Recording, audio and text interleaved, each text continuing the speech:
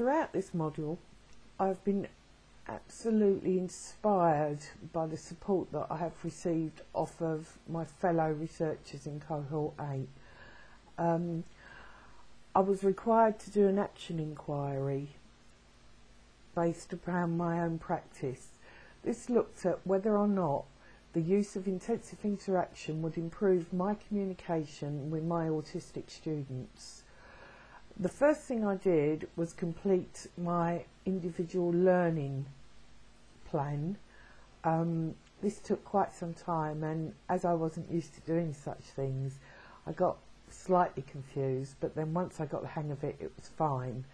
I looked up lots and lots of research, mainly by Nind and Hewitt, who are experts in this field.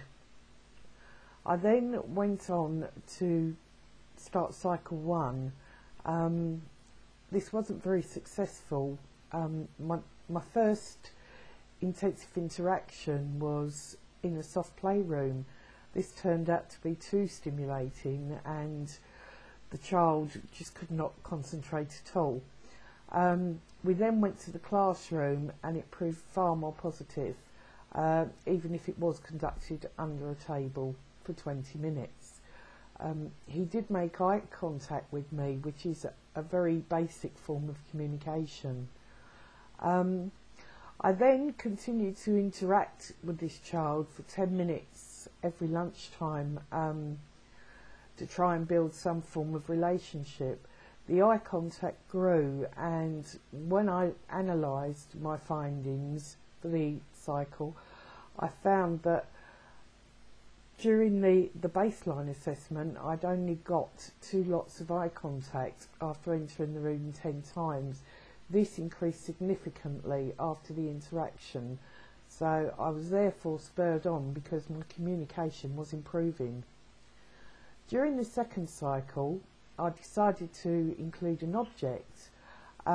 This went really well, and he really enjoyed playing with it and got my hand and put my hand on it. This was the first time he'd initiated any form of physical contact. It was really positive. But then my fellow researcher in the classroom did point out to me that he would form an attachment with the object, and therefore would not communicate with me. He'd be far more interested in the object. It was far more interesting than me. I continued on, and I spoke to colleagues and got their views on whether or not they thought my intensive interaction had improved my communication. Some were very positive, some were talking along the lines of, wouldn't this have happened anyway if I'd have spent this much time with the child? I tend to refute that, as I think it proved in the first cycle that just sitting alongside the child or just being there isn't enough. You need to interact. All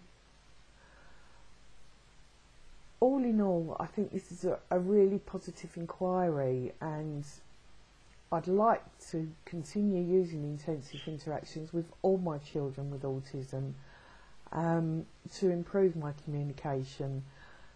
The only constraints on this are time and line managers' views on intensive interaction. The view seems to sort of waver between, yeah, this is fantastic and we need to go for it, to, oh, this is just another idea, we've tried everything before and this hasn't worked. I am intending to put a PowerPoint presentation together to present to the staff at the school to prove that this does work. I've also been in touch with Dave Hewitt, and I'm at present attending intensive interaction coordinators course, which is helping me immensely.